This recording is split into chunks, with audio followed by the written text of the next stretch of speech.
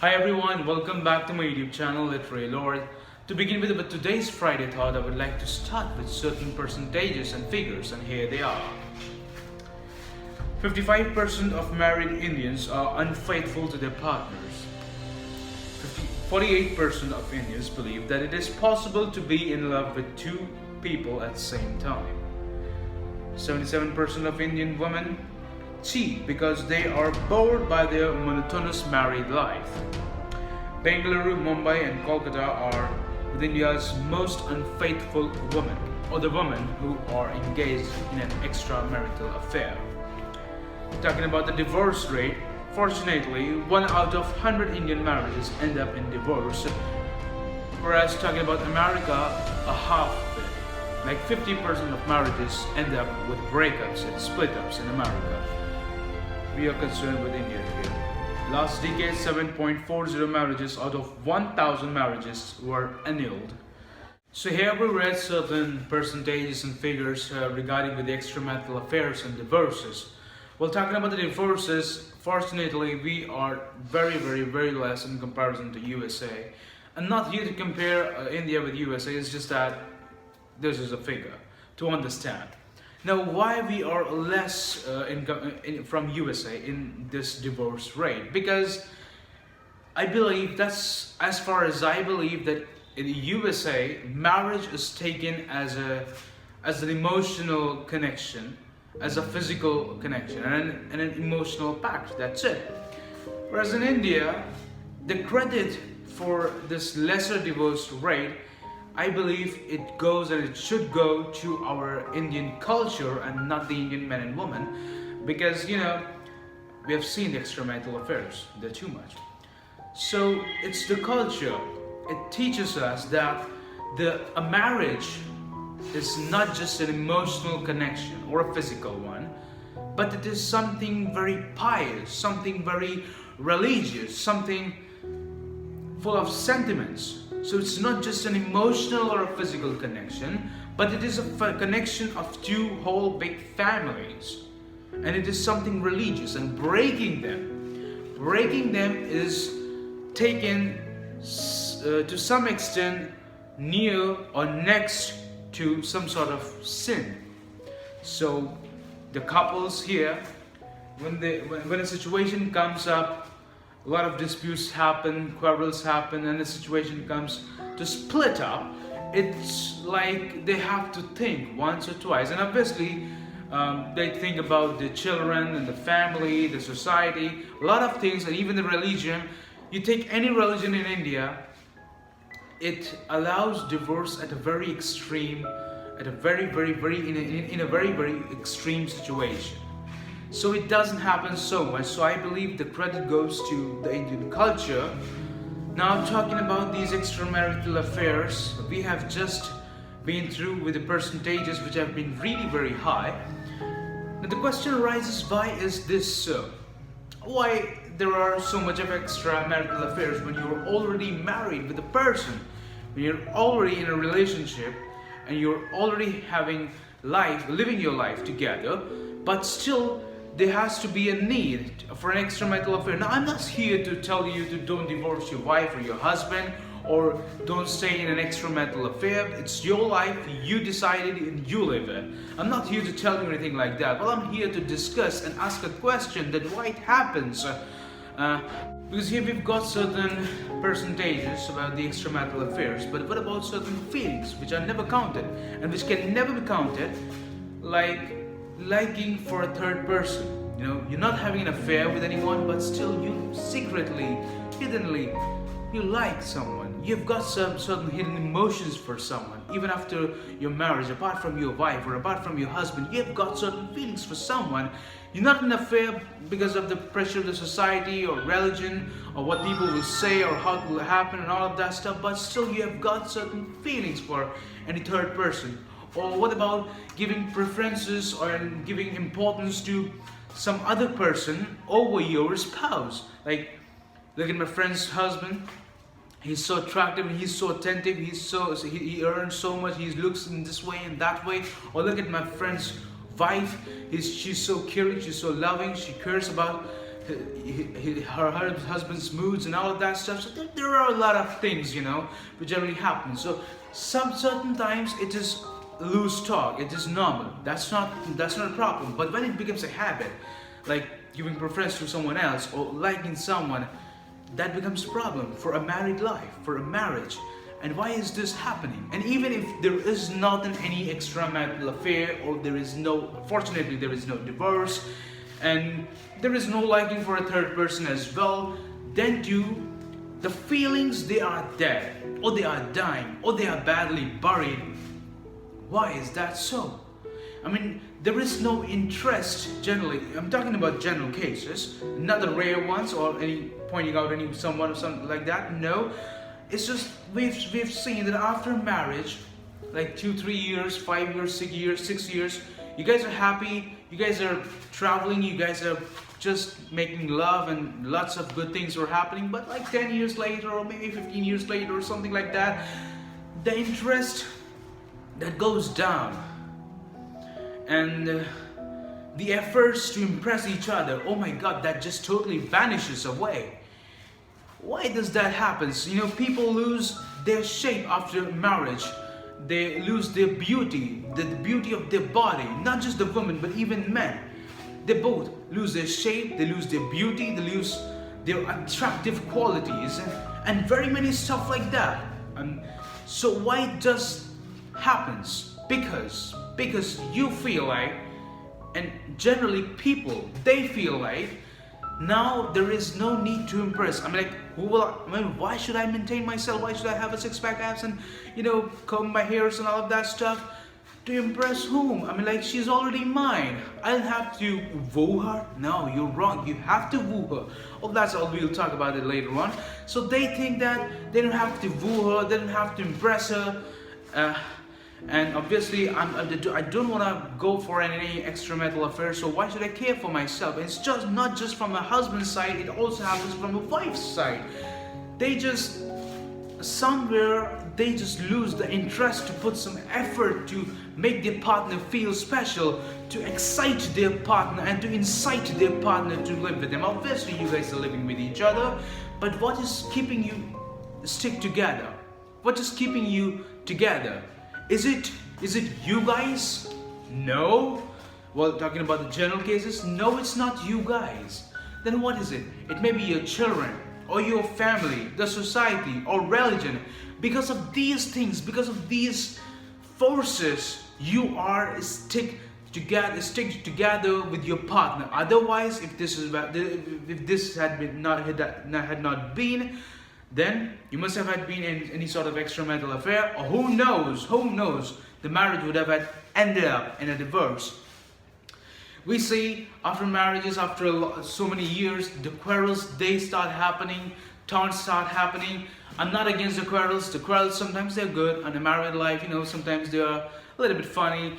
But I'm not talking about those quarrels. I'm talking about when the interest dies, and you're bored of your life, bored of your partner, and then when these quarrels happen, the taunts, they do happen, preference are given to some other person, even though you don't like them, you don't imagine yourself to be as their partner to that third person, but still you give preferences to them, you give examples, and you compare your partner with them, and that's a problem for a married life. I believe so. I believe that's a problem for a married life, but the question arises, why is this happening? This is happening, obviously, as I've already said, that we lose interest. We think that we don't have to woo our wife or our husband. You think that now he's already mine or she's already mine. Now you don't have to maintain yourself. You don't have to maintain all those romantic tactics, what we call it. So to woo them, to keep them, to stay around them, and to make them stay around you. But that's not so. You have to do it. It may sound a little bit fluffy. Oh my God, these fluffy things. We don't have to do it. I love my wife. She loves me. She loves me. And we know each other. So I don't have to give her chocolates and gifts every single time, every single day, or to take a date. we know each other and we're really busy. We have got kids, we're busy with their work, I'm busy with my work, she's busy with her work. So there are a lot of work and we don't have that much of time to do all of these fluffy, naughty things, like a teenager or a youth. I know there are a lot of problems, but do you have time for eating food? Do you have time for excreting? Do you have time for sleeping and waking up? You do have time because these things are necessity. And as I said in my previous video, romance is not luxury, it's something which is very important. It is a necessity, like your food and water and your oxygen. So I believe there has to be romance, and that dies, and then these extramarital affairs, they do happen. I'm talking about general cases. They do happen, divorces happen, quarrels happen, feelings die because there is no romance among you. Why is that so? Because you have got this confidence that now she is mine. See, there is a human nature. When you are, no matter what your age is, no matter how long you guys have been married, and it's not just about the woman, it's about the man as well, that no matter how long you guys have been together with each other, but when there is no interest, obviously slowly and slowly, gradually, interest will develop because it's a human need. It's something very, very badly required to admire someone, to look at someone, to, yeah, wow, she's so cute, or he's so smart, something like that. It's a human need, and even if that's not happening, then too, the interest with you is dead because you have not been giving it any sort of efforts to save it. No. Now here's the thing. We think that you have to save your relationship. It's not just about saving your relationship. It is making your relationship more entertaining, interesting, and adventurous. Again, when I use all of these words, entertaining, interesting, and adventurous, you feel like, oh my god, it's so dramatical. We don't have time for this, and we don't have money for this. You don't need time or money. It's just a normal thing, alright? You have to inbuild it in your system. Like, you're waking up, you guys are living together, you've got so much of time to talk to each other and so much of opportunities to make your partner feel special. I mean, I know she's been living with me for so long, I don't have to do all of these fluffy things again and again, but who doesn't like to feel special? You do it on their birthdays, on your marriage anniversaries. It's time to do it on an everyday basis. Alright, you cannot afford gifts and chocolates and dates on an everyday basis, and you are not supposed to do that as well. In order to create romance, in order to create interest in your life, in your married life, you don't have to give her gifts every single day. If you can afford it, go for it, well and fine. But if you cannot, that's not a necessity. What is required to make her feel special or to make him feel special is just a sweet, lovely eye contact. When you're going to sleep, just tell her that, sweetheart, I've seen your face and I'm gonna have lots of good dreams. So when you wake up, oh my god, such a beautiful warm morning. It's just that you have to feel it and just, make her feel special through your words, through your actions, through your, behavior, the way you touch her, the way you see him, the way you kiss each other. So all these things, these small little things, they can enhance the love which is present inside your heart for your spouse, for your partner, and it can even save your relationship, and it can also bring interest and adventure to your relationship and take it to another level. Now, I hope that things are pretty much clear, that obviously she is yours, he is yours. You guys have been living so much for so long time with each other. So, but then too, you need to make them feel special. And if you do it, if you don't do it, fine, the love is not decreasing, it's just at one place. But if you are doing it, it's increasing and increasing, day by day, moment by moment, every other time, it's just increasing. So there's hardly a chance of decreasing. But when it's stagnant, the love, when it's stagnant, it can just go down. But when it is increasing, to go down, it has to take a U-turn. It's a sort of a dramatical thing, but that is a fact. You have to put in some effort in your married life, not to save it, but to bring an interest in it, but to bring an interest to your spouse. Now, after hearing all of these things, a question arises that India's population is increasing. So how can you say that there is no interest among the couples? They are not loving each other. They are making love, and that's why we are having so many increasing number of population in India. Well, let me say, as I already said in my last video, the one in which I talked about the romantic revolution, that romance and love is something very, very different from having sex. Yes, because it's something, it's a desire, it's an urge. You guys are living with each other, so certain times at an occasion or something or some way you plan your future life, that we need to have this much of kids or something like that, and you guys go for it and you guys make love and it happens. So population is increasing, but with that we see the quarrels, we see the taunts, they're also there. So if there is love, then why these things are here? I'm talking about that level of quarrels where the interest has died. Alright? I'm talking about those things. The problems happening in a married life. Why it's all happening? If there is love, if there is sex and if that's love, then why it's happening? Because these things are certain different. A sort of romance can incite you to have it, but romance is not just it. Romance is wide enough. It is all in your action. You can wake up in romance, you can talk in romance, you can be with her in romance, you can walk in romance. It's wide enough. You can just go back to that video and just have a glimpse of it and try to understand. And obviously you guys know that romance is wide enough. It's like an ocean, deep enough to understand in one line or in one word. It's just that you have to feel it, and that's it. So yeah, population has got nothing to do with it. Very first thing. Now, I'm not a married guy, I'm a single guy. So talking about experiences, you might say, okay, you're not yet married, so you're saying all of these things. Once you get married, you'll get to know the reality of the marriage, and then you will say different in a different way. Believe me, I'm not an experienced guy in the terms of this marriage and all of that stuff, but I have seen it. I have seen certain couples, and obviously we all see the problems in a married life we see around us, and it's just you have to think on it. You have to realize the problems of it, and you have to again think on it and to keep thinking on it and come up with a solution. Alright, experiences are good, but you have to think on it. So believe me, it works. You just gotta have to give it effort to your married life. Little effort, very little effort.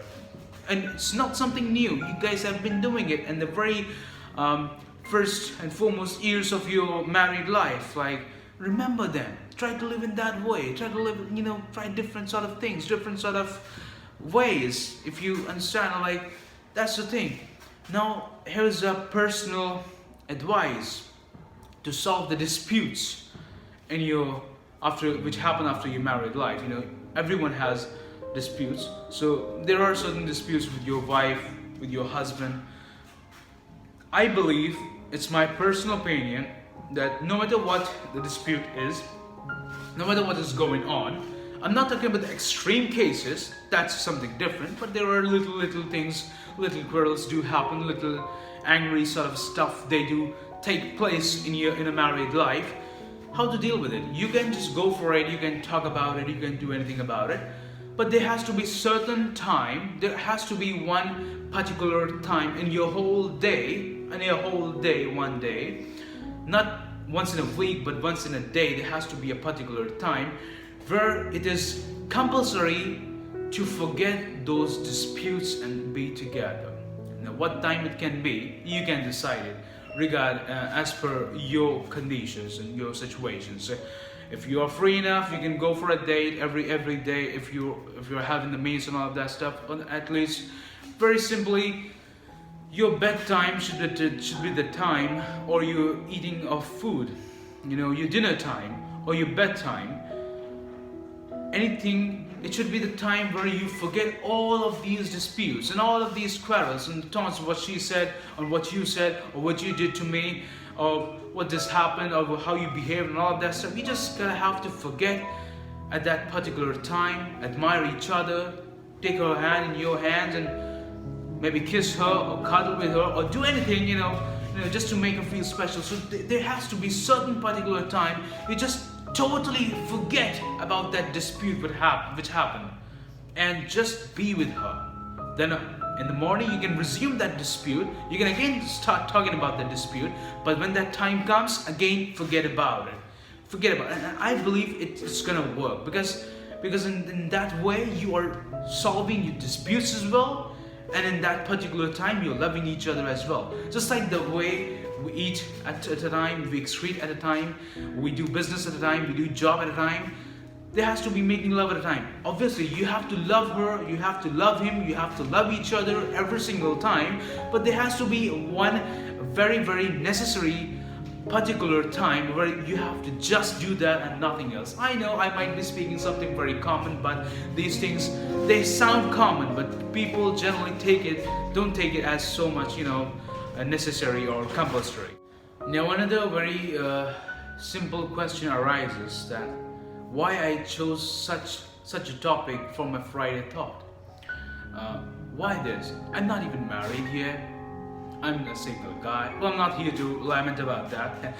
But why this topic? Does it make any sense? Obviously, it's a very important thing if you think about it.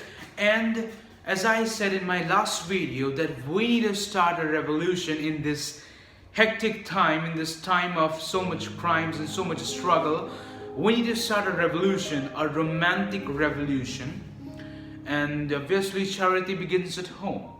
We are talking so big things. We are talking about spreading love to the whole world, spreading positivity to the whole humanity. We're talking about the whole world. We're talking about the whole humanity. And charity begins at home. Just like that, love also begins at home. We need to first of all learn to love the closest person in our family. Who is that? It's our spouse, it's your husband, your wife. Love him and love your family. Now when I talked about this, I gave a lot of many emphasis about your wife and about your husband. You're gonna have to love each other. It doesn't mean that you forget rest of the relations or rest of the family members or your friends. You being a rational human being, you're gonna have to measure things out in that way, right? So here it is. You have to love her, you have to love him in a totally at a different level, and you have to love your family, then you have to love your friends, your society, your neighbors, people of your religion, people of someone else's religion, people of your community, someone else's community, of your country, someone else's country, and then move on. And this way we will be one day, hopefully, inshallah Habibs, we will be able to spread love to the whole world and to the whole humanity, and this romantic revolution will be a successful revolution. Hope we can start from our family, because charity begins at home. Just like that, love also begins at home. Thank you so much, ladies and gentlemen, for being such a patient listener. Love you all. Stay tuned for some more amazing contents. Bye-bye.